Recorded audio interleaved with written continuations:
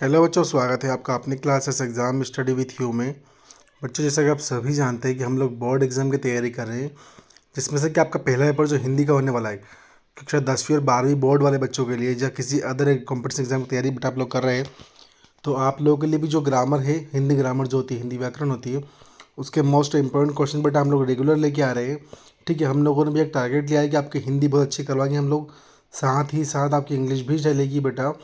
तो अगर आप लोग चैनल पर नए आए हैं तो प्लीज़ आप लोग पहले चैनल को सब्सक्राइब कर लीजिएगा और बेल आइकन को प्रेस करना आप लोग बिल्कुल भी मत भूलिएगा बेटा, है ना। तो ध्यान दीजिएगा बेटा, पहला क्वेश्चन हम लोग का होगा कि रस किसे कहते हैं, इसकी परिभाषा लिखिए तथा बताइए कि रस की निष्पत्ति कैसे होती है। ठीक है, तो रस को काव्य की आत्मा कहते हैं। क्या कहते हैं? रस को हम लोग काव्य की आत्मा कहते हैं। ठीक है बेटा, जिस तरह आत्मा के बिना शरीर का कोई मूल्य नहीं होता है, कि जिस प्रकार आत्मा के बिना शरीर का कोई मूल्य नहीं होता है, उसी तरह रस के बिना काव्य भी निर्जीव होता है। मतलब किसी अगर काव्य में रस नहीं है तो काव्य में किसी प्रकार का जो है वो उत्साह नहीं होता है, किसी प्रकार का, मतलब मान लीजिए कि हम लोग बोल सकते हैं कि उसको कोई भाव व्यक्त नहीं हो पाता है ना। रसात्मक वाक्यम काव्यम अर्थात रसयुक्त वाक्य ही काव्य है। इसकी देखो परिभाषा भी कराती है कि रस की एक परिभाषा लिखी तो आप लिख सकते हैं रसात्मक वाक्यम काव्यम, है ना बेटा। अर्थात रसयुक्त वाक्य ही क्या कहलाता है? काव्य कहलाता है। ठीक है, समझेगा। यदि काव्य की तुलना मनुष्य से की जाए तो शब्द और अर्थ को काव्य का शरीर है। देखिए, शब्द और अर्थ क्या है? काव्य का शरीर है। अलंकारों को आभूषण, छंदों को उसका बहाय परिधान तथा रस को आत्मा कह सकते हैं। काव्य में रस का अर्थ आनंद बताया गया है। ठीक है, साहित्य में रस का अर्थ अलौकिक या लोकोत्तर आनंद होता है। ठीक है बेटा, अतः काव्य के पढ़ने, सुनने अथवा उसका अभिनय देखने में पाठक, श्रोता या दर्शक को जो आनंद मिलता है वही काव्य में रस कहलाता है। ठीक है बेटा, अब समझिएगा। देखिए क्या बोला आगे कि रस की या स्थायी भाव, है ना, स्थायी भाव, विभाव, अनुभाव और संचारी भाव के संयोगों से रस की निष्पत्ति हुई है। ठीक है, आप समझिए, थोड़ा आगे बढ़ रहा हूँ बेटा मैं, है ना। देखिए यहाँ पे क्या बोल रहा है कि विभावानुभव्यचारी भव्य विचारी संयोगाद रस निष्पत्ति। ठीक है, ये क्या है भैया? रस की एक परिभाषा दी हुई है इन्होंने। ठीक है बेटा, अब समझिएगा आप लोग। यहाँ पे क्वेश्चन नंबर 2 देखिए हम लोग का कि रस के अंगों, रस को आस्वाद योग्य बनाने की सहायता अवयव के नाम लिखिए। ठीक है, तो रस के 4 अवयव होते हैं। कितने होते हैं बेटा? 4। पहला होता है स्थायी भाव, दूसरे होते हैं विभाव, तीसरा होते हैं अनुभाव, चौथा होता है संचारी भाव।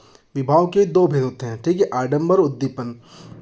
क्या है? आलंबन और उद्दीपन। ठीक है, आलंबन जिसके कारण आश्रय में स्थायी भाव जागृत होता है। उद्दीपन ये जागृत भाव को उद्दीप्त करता है। क्या करता है? जो भाव जागृत है ना, उनको उद्दीप्त करते हैं, है ना बेटा। अब समझिएगा, आगे बढ़ते हैं क्वेश्चन नंबर 3 की ओर हम लोग हमारे। तो क्वेश्चन नंबर 3 क्या बोल रहा है कि संचारी भाव किसे कहते हैं एवं इनकी कितनी संख्या मानी गई है। तो आश्रय के मन से उठने वाले अस्थिर मनोविकार को स्थायी को संचारी भाव कहते हैं। इसका अस्तित्व पानी के बुलबुलों के समान होता है। संचारी भाव की संख्या 33 निर्धारित की गई है। ठीक है बेटा, फिर रसों के नाम बताते हुए उनके स्थायी भाव का उल्लेख कीजिए। तो हिंदी साहित्य में रसों की संख्या 9 मानी गई है। श्रृंगार, ठीक है, वीर, अद्भुत, रौद्र, करुण, भयानक, हास्य, वीर, शांत। कुछ विद्वान भक्ति और वात्सल्य को भी रस मानते हैं। ठीक है बेटा, अब रस के स्थायी भाव हम लोग पढ़ते हैं कि रस के स्थायी भाव क्या होते हैं। ठीक है बेटा, तो समझिएगा आप लोग, अच्छे ध्यान दीजिएगा, बहुत अच्छी क्लास हम लोग की चल रही है। रस और उसके स्थायी भाव हम बात करते हैं, है ना बेटा। तो देखिए, रस और रस के स्थायी भाव, तो श्रृंगार रस का स्थायी भाव रति होगा, हास्य रस का स्थायी भाव हास होगा, करुण का स्थायी भाव शोक होगा बेटा, विभत्स का उत्साही भाव जुगुप्सा होगा हम लोगों का, रौद्र का हम लोग का क्रोध होगा, अद्भुत का स्थायी भाव विस्मय होगा, वीर का स्थायी भाव उत्साह होगा, शांत का स्थायी भाव निर्वेद होगा, भयानक का स्थायी भाव क्या होगा? भय होगा, वात्सल्य का उत्साही भाव वत्स होगा। ठीक है बेटा, इसी के साथ बेटा हम लोग आगे बढ़ते हैं, अगले क्वेश्चन को देखते हैं हम लोग हमारे कि अगले क्वेश्चन में क्या बोल रहे हैं भाई साहब हमारे। चलो ध्यान दीजिए बेटा आप लोग।